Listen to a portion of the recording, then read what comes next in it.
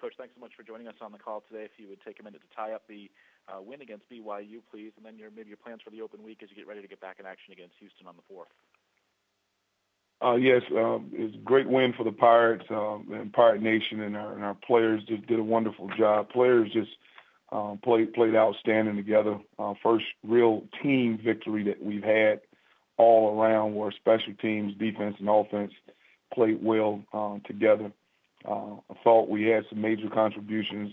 Speaking of Jake Verity, a kid that hit some big-time field goals for us there where we couldn't get the ball in the end zone, but gave us a little bit momentum with, I think, three field goals right there in a row, 42, 30-something, and 30-something, which really gave us a boost.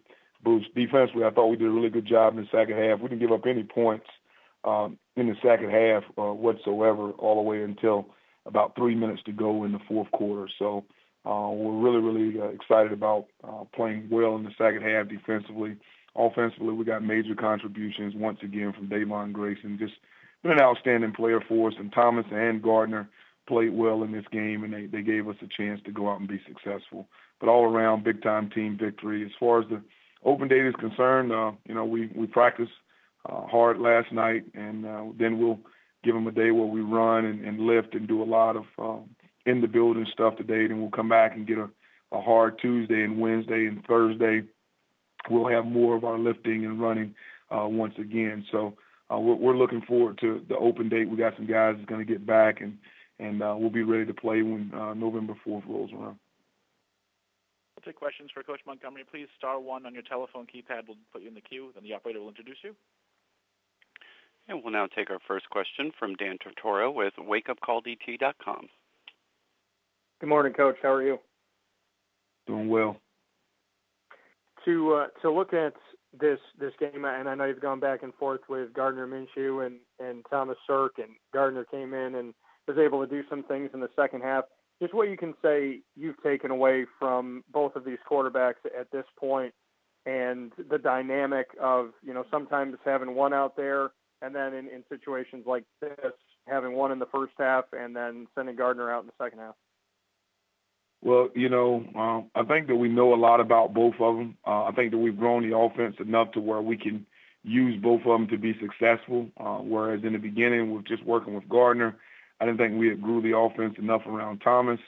Now working with Thomas and Gardner, we've been able to grow kind of not only the football base for both of them, but also the relationships on the field with the receivers, the backs, the offensive line, to where we can be successful with both of them on the field. So both of them are talented. Both of them are really detailed. Like the fact the way we took care of the ball. I thought they took care of the ball really well. There were some opportunities to force some balls in there. And we did a couple of times, but we didn't do it as much as we've done it here in the past weeks.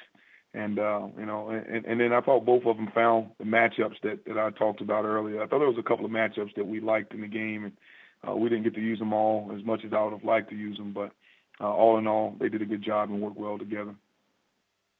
And then defensively, as you go into this bye week, just what you can say, some of those notes that you have that you've taken away defensively, some of those bullet points that you want to key in on before November 4th.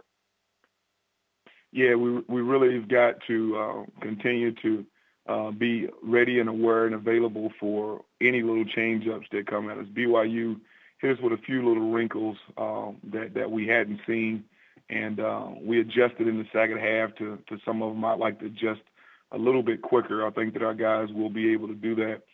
Coverage is a concern still. It's not something that we haven't gotten better at. We've gotten better at it, but it's still a concern. Just maybe 2 to 3 too many drop coverages in a game, and we've got to firm up the interior, our interior coverage, meaning from 5 yards past the line of scrimmage to 30 yards down the field, not necessarily the deep balls, but the intermediate game. We've got to do a better job in there and defensively, but we've got to continue to play some of these young guys now, starting to give us a big boost and big energy. And we got to improve a little bit. We've lost a little bit of our pass rush when we lost Keontae. So we've got to find a way to create a little bit more pressure on the passer than we have in the first part of the year. Thanks, Coach. I appreciate it. Mm-hmm. And we'll now take our next question from Ronnie Woodward with the Greenville Daily Reflector. Hey, Scottie, just to follow up a little bit, any update on Cirque's health or physical situation now a few days later? Yeah, we did get an update. We found out that he just has a bruise to his tricep, which made it impossible for him to raise his arm or do anything with his arm or even the night of. But now he's already doing. He's got good range of motion right now for the time being. You know, we're going to give him some rest over the next couple of days. He thinks that he'll be able to go on Tuesday or Wednesday of this week. We'll take a good look at it, make sure he's back. But good news, he's okay. Okay, great. Thanks, Scottie. And we'll now take our next question from Joseph Duarte with the Houston Chronicle. Hey, good morning, Scottie. Good morning. I wanted to ask you, just as you take this week off and you begin to prepare for Houston, Ed Oliver, their All-American defensive tackle, I know you guys haven't faced him in person since he's been there, but is there anything you've seen on film that kind of separates him, even though his age is, one thing, what separates him from maybe some other players in terms of his talent? Yeah, I mean, he plays with such good pad level, just natural strength. His hands are great. He can engage and lock out and get off of blocks as well as anybody we've seen. Great knack for snap counts, just great at it. And you can watch the tape. The ball is being snapped, and as the ball is being snapped, I mean, he's already in a forward step motion and engaging where some of the rest of the defensive line may not be able to react as quickly as he does. He presents a lot of problems for you because of his overall athleticism and quickness as well in the run game and in the pass game. I've played against some good defensive linemen over the years. I can't say that we've played one like this or coached against one like this in college at this age. Really, really good football player.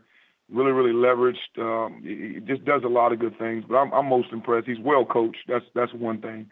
But I'm most impressed with the way that he can use his hands and strike and move. I mean, very talented young man, no question. But got to give a lot of credit to his coach. He's done a fantastic job with it.